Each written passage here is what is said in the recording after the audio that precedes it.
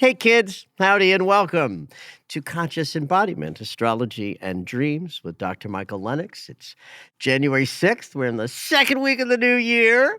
Happy New Year, everybody. I hope your 2025 is getting off to a good start. If you didn't catch my Astro Overview webinar, you can certainly get that in after the fact and use the recording in the handouts. Just head on over to michaellennox.com for that. Michael, how long is that going to be up and available for folks? It's available forever. The banner will be up, certainly live on the site certainly for the first month or so, until a class comes along that I'm promoting, and I want to replace the banner on the website, right? It'll change it at this moment because I'm not looking at my calendar. I have no idea when my first class is. It's probably at the end of January and February. So yes, it's right there. Just go to michaellennox.com and click. You'll get the recording and the handouts.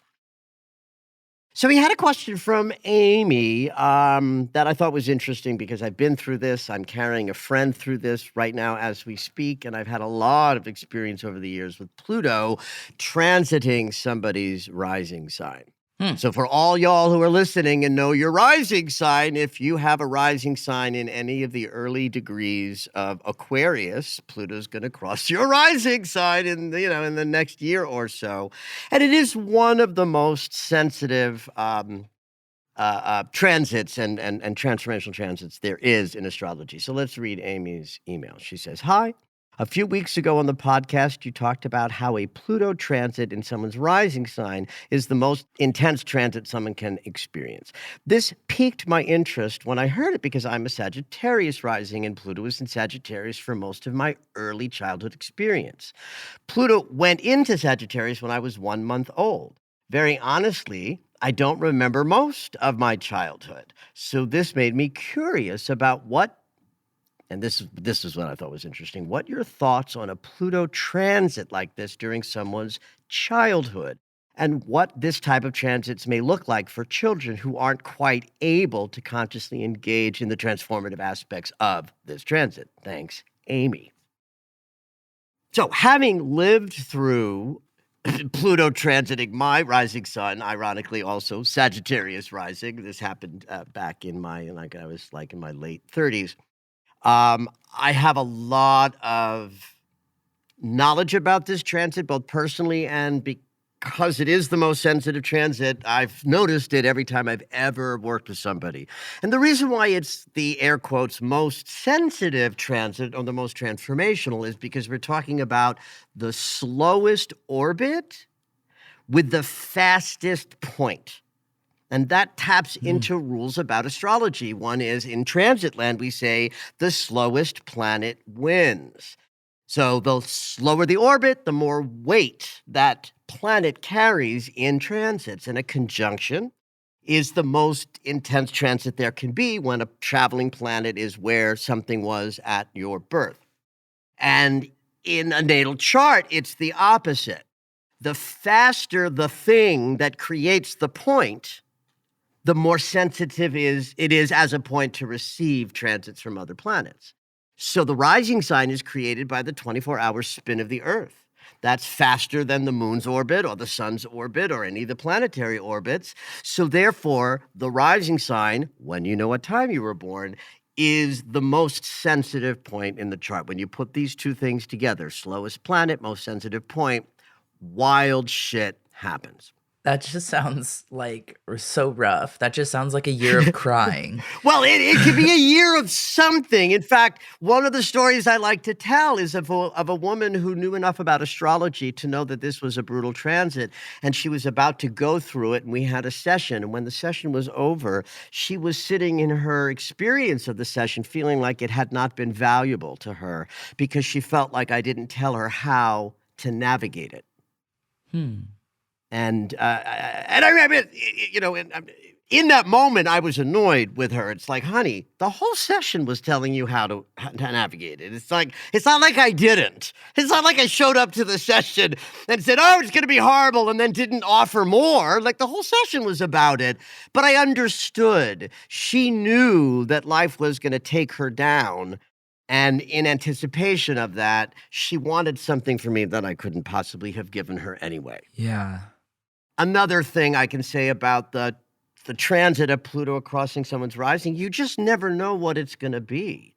Mine was a Kundalini awakening, a huge expansion of my psychic self in an 18-month Christed walk that one day I might write about in a memoir. Like, that's how powerful it was. Meanwhile, my mother had this happen to her in her 70s. She had Sjogren's, the same autoimmune that I have. And Sjogren's has a symptom where it can drop your sodium levels suddenly, so much so that you become confused, disoriented, need hospitalization, and might die of organ failure. And it happened 3 times that my mother was hospitalized for this in the same year. Mhm. Guess what, Zoe? It was the Pluto Every transit. fucking single time to the date. Yeah. Not like nearby. The week Pluto crossed her ascendant 3 times that year, she was in the hospital. I read a woman who had it when she was 12 years old. She was in the hospital with toxic shock for a year when she was 12 years old. So you're absolutely right. A lot of crying or something. I have someone that's very dear to me that's exactly 30 years younger than I am. We both were in our Saturn returns at the same time. He's an Aquarius rising, 1 degree. So I've literally been carrying a dear friend through the process of him learning who he is. Really and truly, it's been beautiful to watch. Probably the most painful year of his 31 years. But he's becoming who he is. That's the essence of the Pluto transit to the rising sign. It is an authenticity-making transit. My version of it is where it's most obvious because it was positive. It was this expansion of my 5-dimensional self, sort of inserting itself into my 3-dimensional experience and me learning how to travel for the rest of my life, living in both dimensions, which I now do. So we have to then assume that that woman who was 12-year-old girl in bed with toxic shock became who she became Via because that at a formative experience. moment, she was having a transformative experience. We might look at that and say, oh, how shitty and awful that must have been. But in the scope of psyche and her perfect humanity, being a child of God with a karmic journey that was somewhat prescribed before birth, that 12-year year in the hospital made her somehow. Now, she might not ever be able to articulate exactly how. My mother certainly didn't get transformed by 3 trips to the hospital, but she was in her 70s with dementia, crawling down into a very difficult end of her life. Who knows what might have happened in her perceptions of the world if she had been available for talks about her mortality that we might have had while she was struggling, which she couldn't do because A, she didn't have the consciousness for that, and, was in dementia. So how could we ever speak to what might be happening inside the psyche of a 2 or a 3 or a 4 or a 5-year-old? But we then can know that something occurred either internally, externally, or a combo of both that becomes the making of that person.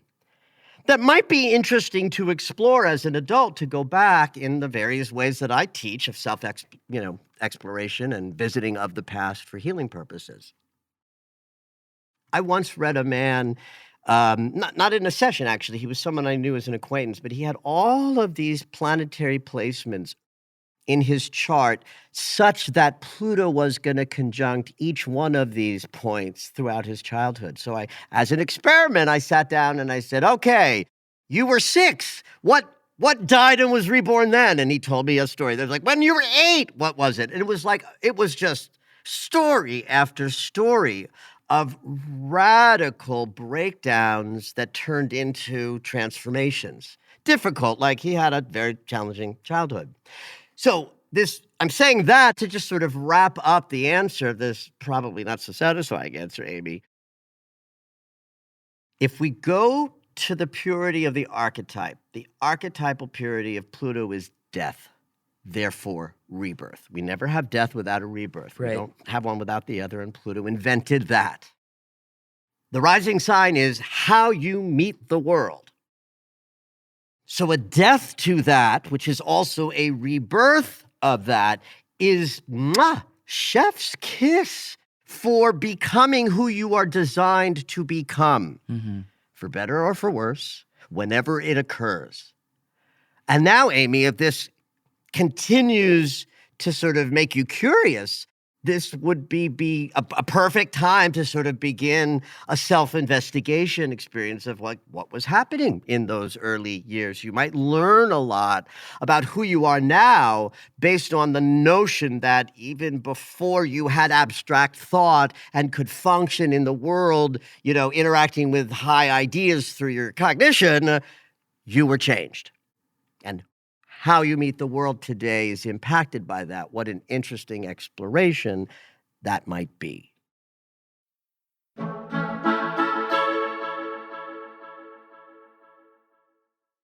There is a lot of traffic with Mars and Mercury this week. So if you recall, Mercury and Mars have both been retrograde. Mercury is done and has been done since January 2nd. So January 2nd is when he completed his entire cycle. But Mars, of course, is still very deeply engaged in his backward motion. This, in some ways, is like my favorite moment in both of these cycles in the way that they interacted with each other. The idea that Mercury and Mars were both retrograde at the same time and in mostly fire signs has been a tremendous opportunity for all of us at the personal level to get our walk and our talk in better alignment. So the talk is like, we're done. I'm ready. I'm ready to move on. I finished my process, a week ago. I'm ready to go. And in fact, Mercury's going to leave Sagittarius on Wednesday and move into Capricorn. Meanwhile, Mars, in his retrograde cycle, is moving back into Cancer. That happens today. So as Mars is backing up into Cancer, Mercury is moving out of Sagittarius into Capricorn, and they are doing, Mercury and Mars, tomorrow, a little like do-si-do of 150-degree inconjunct, moving in opposite directions. So they're literally having a conversation tomorrow. Well, today, tomorrow, and Wednesday. The body is in an exploration of deeper self-care. That's the message of Mars today. Mars in Leo is like, let's get out there and center ourselves in the projects and the goals that we have and the work we want to do. Let's shine brightly like the Leo sun. But then he turns around and he says, oh, we are not ready. We don't know enough about self-care. We don't know enough about preparation. We don't know enough about rest. That is, part of moving out powerfully. So he's backtracking into Cancer. And that shift happens today. So for the rest of Mars's retrograde cycle, which is another bit of time, he's retrograde for another month or so, but in Cancer. So from the perspective of our embodiment journey and all we are learning on the underneath places in the unconscious about how we want to hold our goals and ambitions, our bodies, our practice, is still taking us on an unconscious journey So there'll be much more to say about Mars and his retrograde in the weeks to come. But today and tomorrow and Wednesday are the moment when the thinking and perceiving mind, the walk portion, has it. It's like, I got it. I'm ready to move forward and use my voice, use my perceptions and my sharing of ideas. And in fact, on Wednesday, when Mercury moves into Capricorn, not only is he in an earth sign about making things in the land of form, he's got no retrograde in sight for 2 months. So from a perception perspective, we're ready to move forward. But from an embodiment perspective, we need to do some more work about rest and restoration. And somehow tomorrow, when Mercury and Mars do this little passing of ships in the night, and Mercury moves forward and Mars continues to move backwards. That to me is a beautiful synchronicity where the marching orders are clear.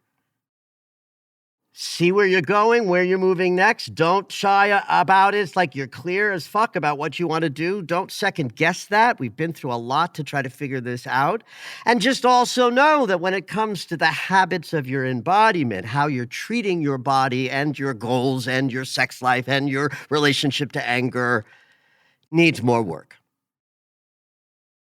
Yeah, so for the next 6 weeks, we're still in a Mars retrograde in Cancer, so movement in projects and goals, I'm not going to say are going to be delayed. I think just respect the process, respect the timing, respect what the world says the timing is going to be. Like Mars and Leo, let's go, let's go, let's go. Mars in Cancer says, pay attention to the other factors that tell you how fast to move.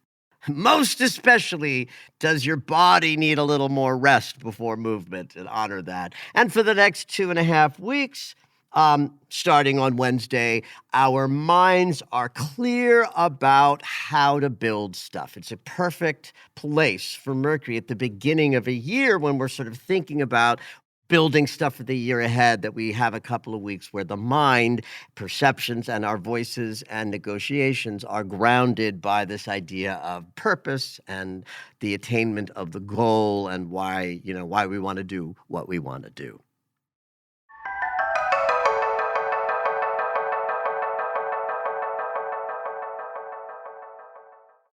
So while we're talking about Mars, I'm going to sort of do what would be the last segment of the podcast next, and then finish off with the nodes changing signs, because that's a bigger, juicier topic. And it's also, even though it happens on the 11th, it's not about the 11th. It's just that's the threshold moment. One of the loveliest aspects of Mars's cycle is a trine from Mars to Neptune. So we're really clear, right? Mars is about embodiment and goals and what you're choosing to do. And Neptune is about inspiration. It's about connection to God and source. For anyone who feels like a creative, Neptune is your jam. We are creative through Neptune. We are inspired through Neptune. We are connected to spirit through Neptune. We are receiving powerful information from the unconscious through Neptune. We are explosive in our dreams through Neptune. So a trine between Mars and Neptune is lovely. It's about like I'm walking in a body in three-dimensional space, but I'm easily connecting to the other energies that are mysterious to me, but that feel supportive when I walk through life, like back to the topic of multidimensionality, being expanded into a fifth dimensional experience while still being in your three-dimensional experience. Mars trining Neptune describes that beautifully.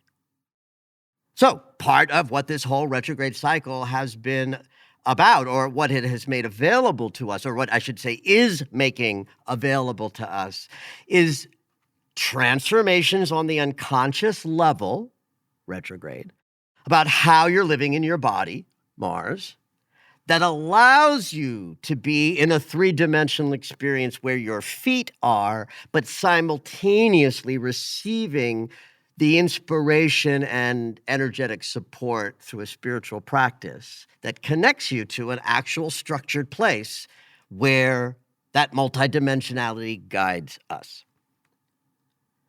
At the very end of October, this transit hit for the first time. The date was the 28th. You might look back to that date, give or take a few days on either side, and just sort of see, is there any event or choice or interaction in late October that feels like it was faith-inducing or inspiring?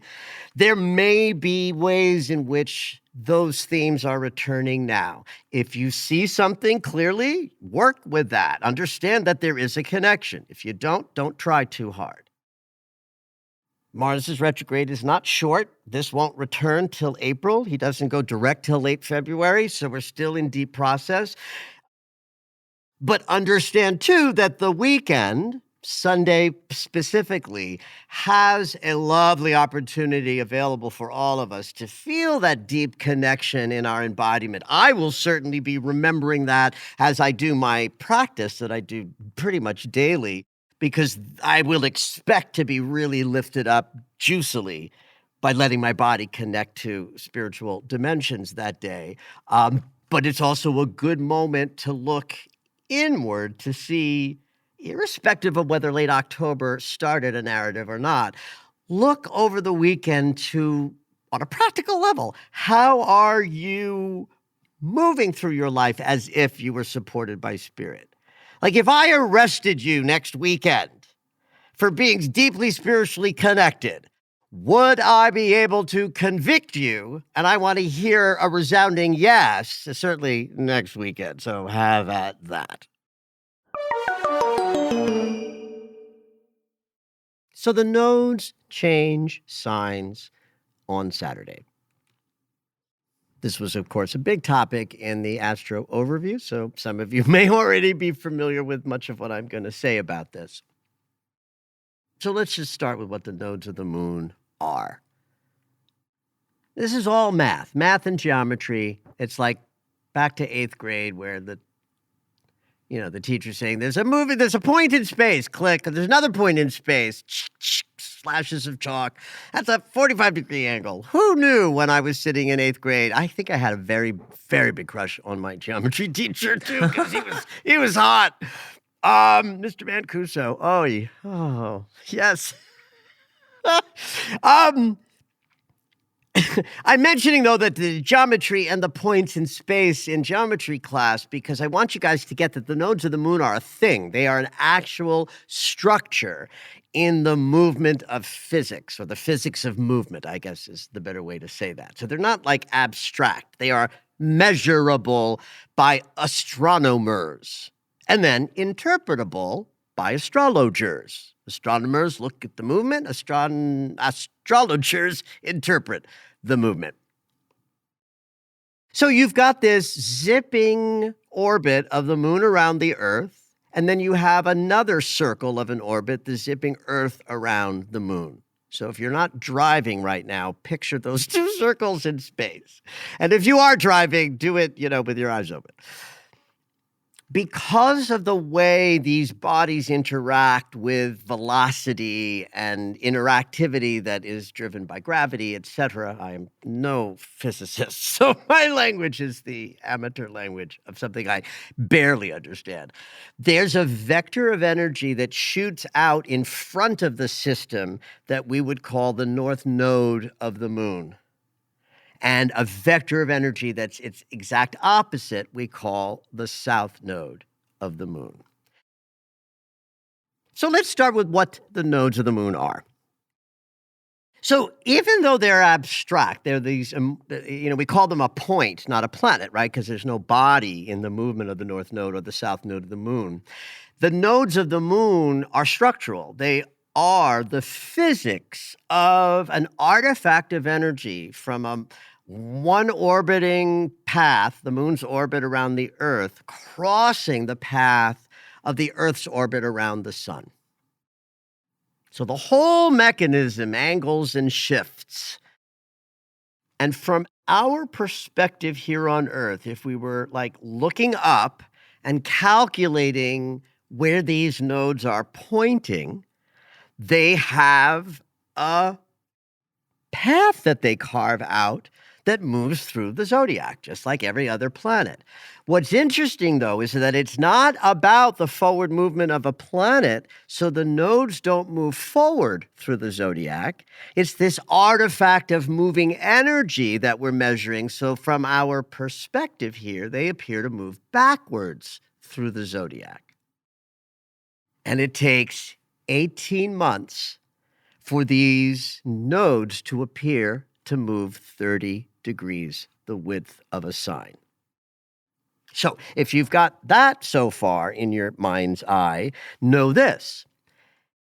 These angles of energy that the nodes are also tell the story of when the moon and the sun are going to pass through the shadow that the sun's light is always creating. The sunlight doesn't stop, right? And so we don't just have a shadow in eclipse season. There's a shadow being thrown into outer space opposite the sun, passing over the earth and the moon. And it's every 6 months that we pass through that shadow, so the view of the earth or the view of the moon are blocked in that 6-month period. There's lots of different ways to describe how and why this happens energetically. But one of them is that from the Earth's perspective, the Earth and the node are lined up, so the path of the full and the new moon block the shadow. 6 months later, the sun is aligned with the opposite node, and eclipses happen again. So during the 18 months that the nodes are traversing through a particular sign, it tells us where the eclipses are going to happen.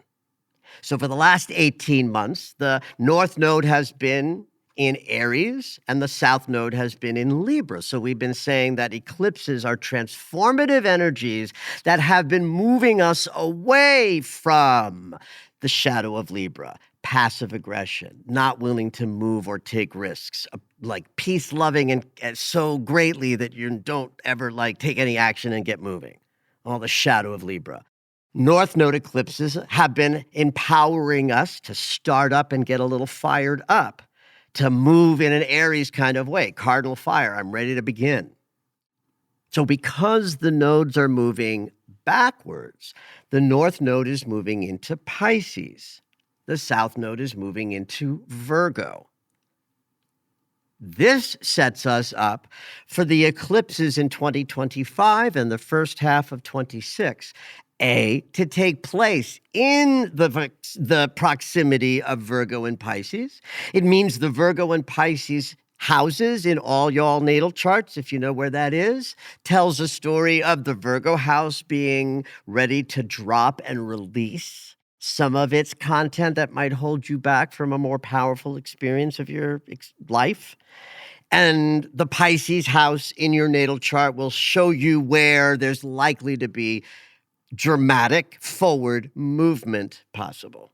And what I love about Pisces Virgo in any sort of dynamic is that this is the spirit-flesh polarity, where Pisces is the energy of oneness, multidimensionality. Pisces says there's a 3-dimensional us and a 5-dimensional us, and they are not separate. Virgo talks about not only how they're separate, but how they work together. Like Virgo is the precision that's required to live in both realms, and Pisces is the realm that floods through our bodies to create us as animated and alive, spiritual beings having a human experience. Because the North Node is in Pisces, it means that all of us have an opportunity in the next 2 years, or certainly the next 18 months, to have transformative experiences that allow us to get more onto a spiritual path where we move forward by blind faith, which is going to be very valuable in a year where epic shifts are going to happen so fast. We might get knocked on our ass, especially this coming summer. And so a year with the North Node in Pisces is sort of a good news, bad news is that the eclipses will thrust us into wild, fated, transformative experiences that can have the eventual impact of helping us live more in flow, trust that we're being carried even when it looks like we're being dropped, and allow your spiritual practice to truly feel like the most important thing that you attend to.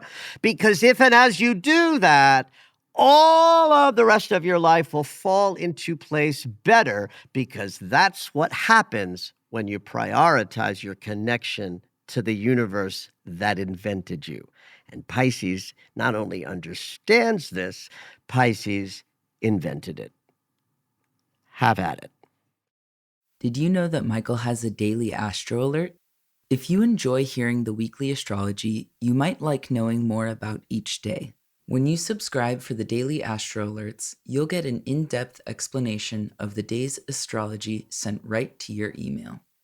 Subscriptions are only $10 a month, or you can purchase the yearly subscription at the reduced price of $100. To subscribe, head over to michaellennox.com.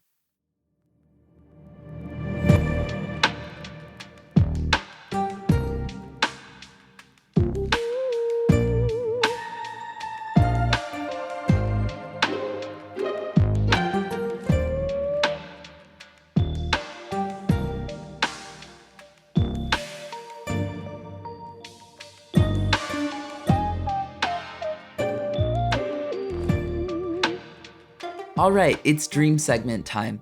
Every week, Dr. Michael will interpret dreams that are sent in via email or take a live caller.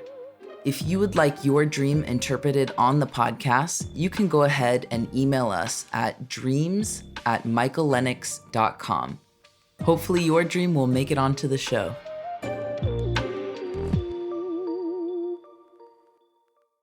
This week we have an email in dream from Bryn, and she says, Dr. Lennox, thank you for sharing yourself and your work with the world. I look forward to your weekly forecasts and deeply resonate with your interpretations of dreams and astrology. Yay. I wish you and Zoe good health and a very happy holidays. The other night, I had a strangely vivid dream. I'm in a truck with people I know but don't recognize. I don't know where we're going, but our journey comes to a halt when several tornadoes appear in our path. Oh. The driver takes us undercover at a large concrete business center. Some people go inside. I stay on the lawn and watch the churning storm. Ooh. Most people arrive to seek shelter. One man catches my attention. He's the size of a child, but clearly a grown man with a son. One of his eyes is brown, and the other is bright red. He notices me looking, but says nothing. I walk to the back of the building and see an armed guard threatening another strange-looking man, who reminds me of an alien from Star Trek. Nearby, I see small, shallow tunnels in the hillside, recognizing them as portals. I crawl inside, and after a very short distance and going up a flight of brick stairs, I arrive in a sunny lakeside town. I love this. The people here are peaceful and happy. Of course they are. Yeah. But there are obvious remnants of conflict. Yeah. The destroyed remains of war machines washed up on the beach, a patrol plane flying overhead. Wow. There's a party on a brick plaza overlooking the lake when I get there. I notice a small flock of birds falling out of a citrus tree, unable to stay awake and keep themselves balanced. I offer them my shoulders and arms to sleep on, and they hop on gratefully. Oh, sweet. I doze off to the warm, soft company of the birds, and the last thing I hear is my mom laughing and adoring me nearby. Thank you for your time and consideration. Oh, I love Bryn. this dream. I love this dream. So it feels like a little all over the place, but it all feels significant, though. Yeah. It's I like... get why you say that. It totally feels like it's all over the place, but it really is telling a very succinct story that I am reminded both of whatever Bryn's personal life might be reflecting that this dream would come, and the collective experience of all the war on the planet and the craziness everywhere. where that we really are in a time of great conflict, and then Bryn is kind of taking us post, apocalypse into like what's possible if we transform how we're perceiving things, right? So that's so.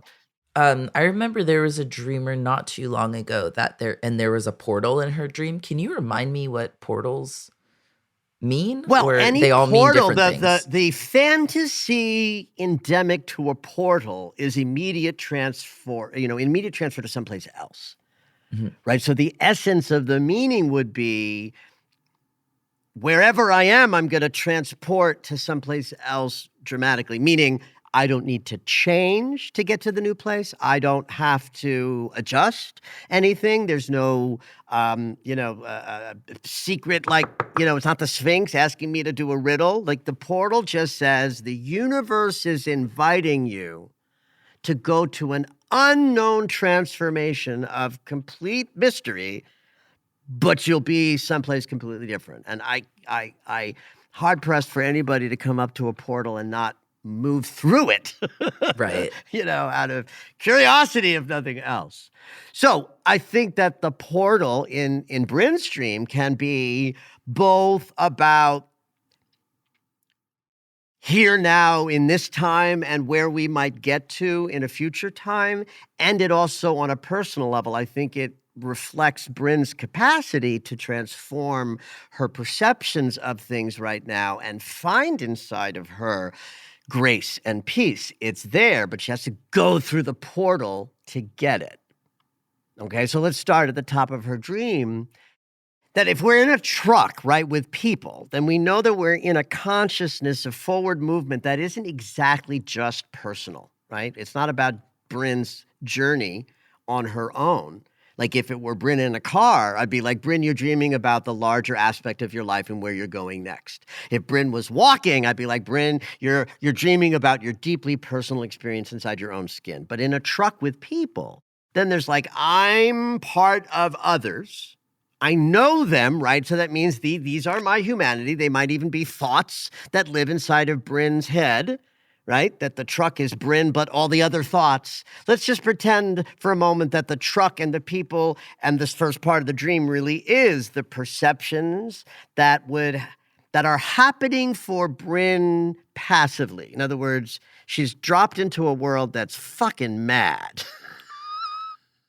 Tornadoes everywhere. Right. So we know that. Aliens, So maybe. the people she knows but doesn't recognize, I see, again, twofold. I'm feeling everything in this dream is both personal and collective. On the personal level, it's other thought forms that are primary for Bryn that she knows. She doesn't exactly recognize them because it's not the point of the dream, but it's like Bryn and her thoughts are in the truck. And I see this on a collective level. It's Bryn in a consideration of how she's moving through life that we're all moving through together, right? So that first part of the dream isn't just Bryn's catastrophes, it's the world because of the people in the truck tells us that that's what we're looking at. The tornadoes are interesting.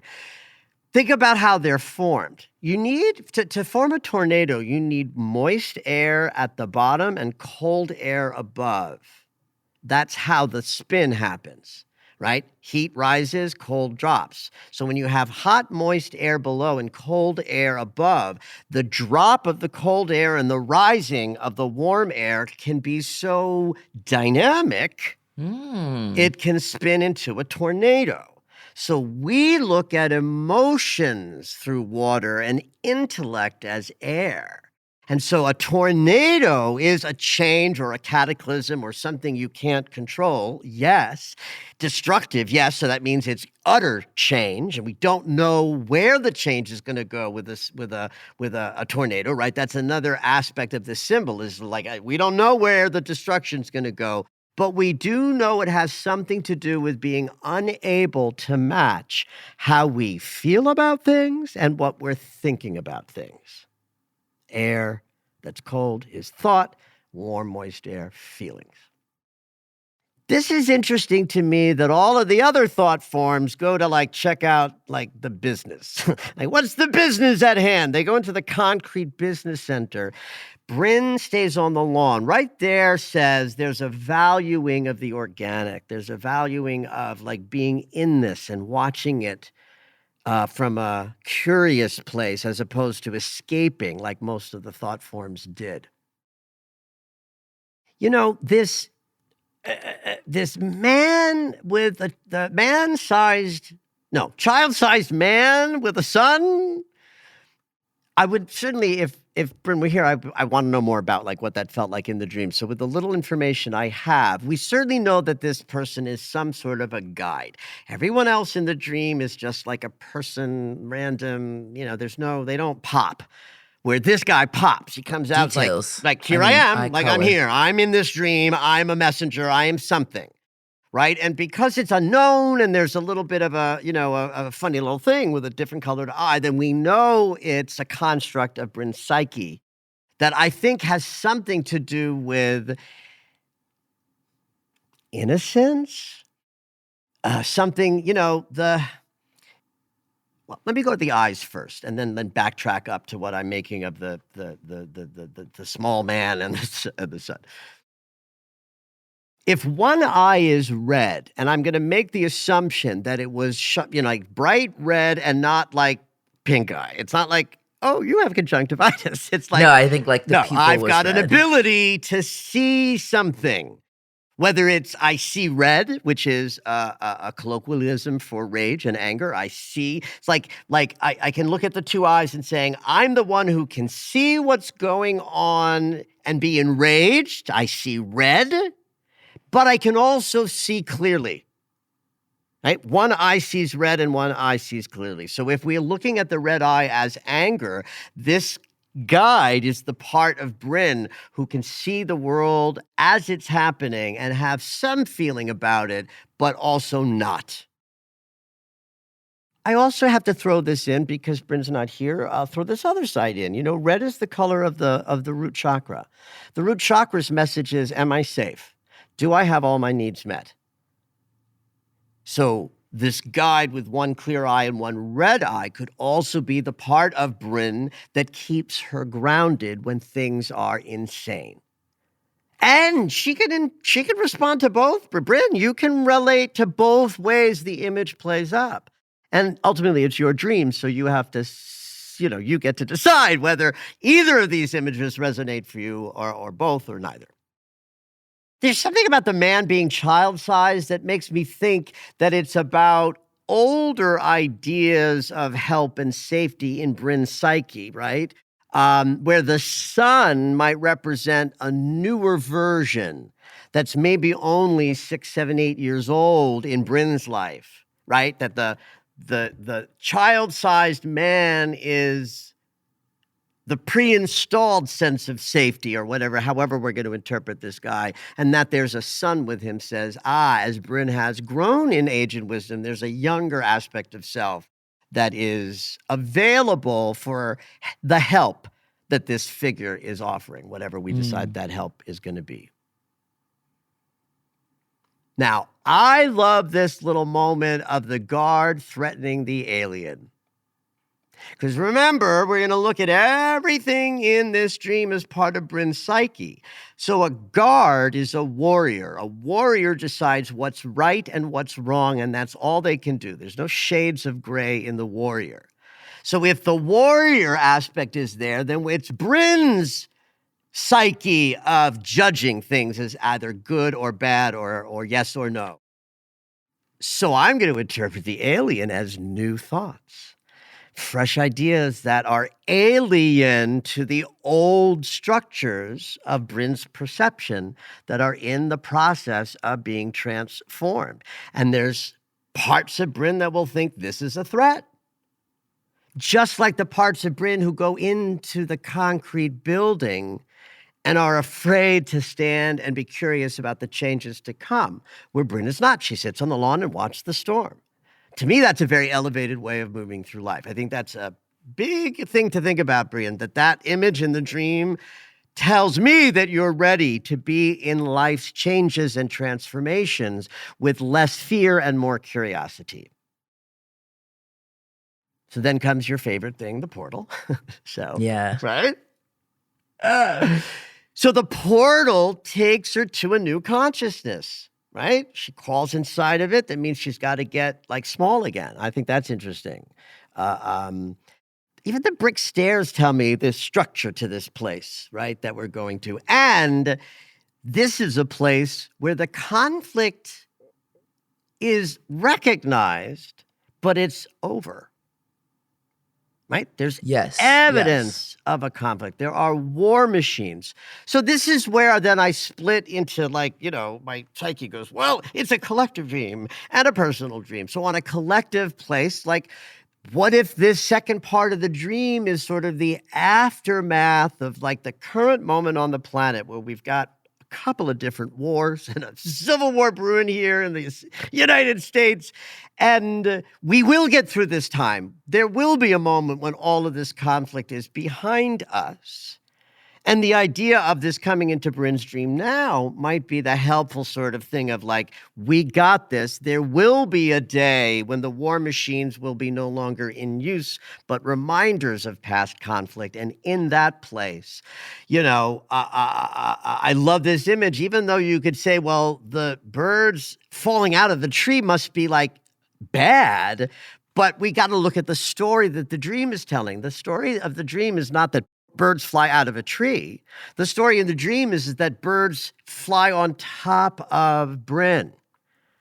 She's able to attract these sort of messengers and new thoughts that are, fed by, vitamin C rich oranges and just delight. There's just delight in this second part of the dream. Even an eradication of the mommy wound. Mom's there saying all is well. So I think the dream operates on a collective level and a personal level.